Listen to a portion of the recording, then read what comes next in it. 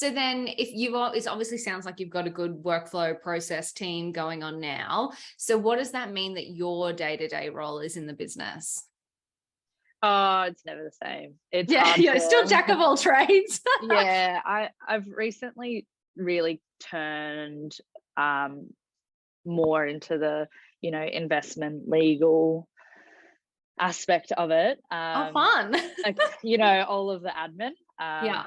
And I think that's also because my team does everything that looks pretty, everything that's done well, everything that the world sees. That's not me. It's my team. And that's why whenever, like, let's say I win an award or I get nominated, it feels really wrong because I'm like, they're the people who are creating this and they're what makes the product good, not me.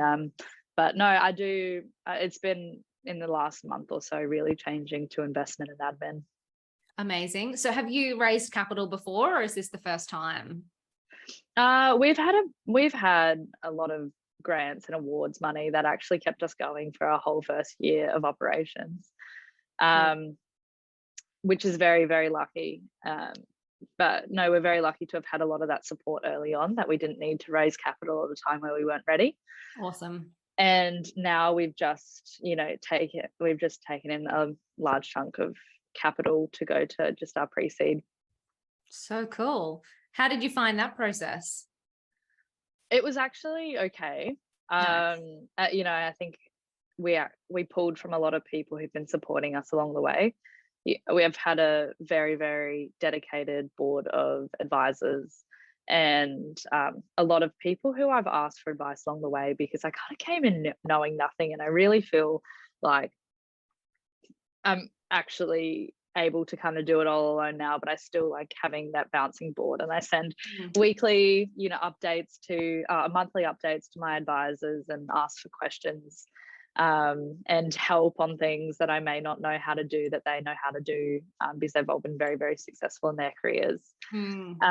So really, once I opened it, I kind of closed it straight away. Every person listening in hates you right now. I know.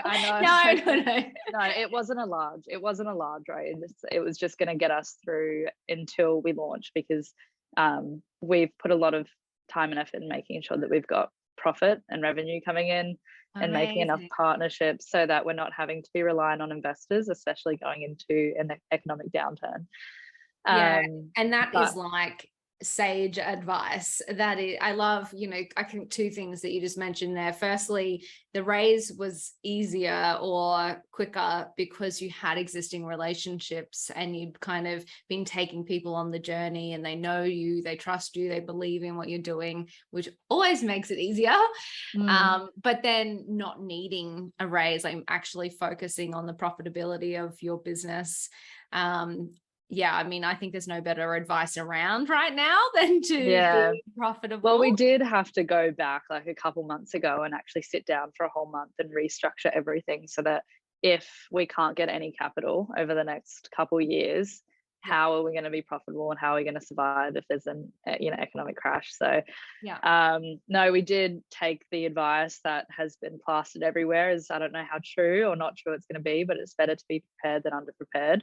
Absolutely. But I definitely expect a kind of main raise that we would actually open publicly and do properly. I expect that to be a lot longer and a lot harder, and we've allocated around like 7 months to open and close that. So I'm not expecting it to be like this again. This is just to get us through until our launch, which is on the 16th.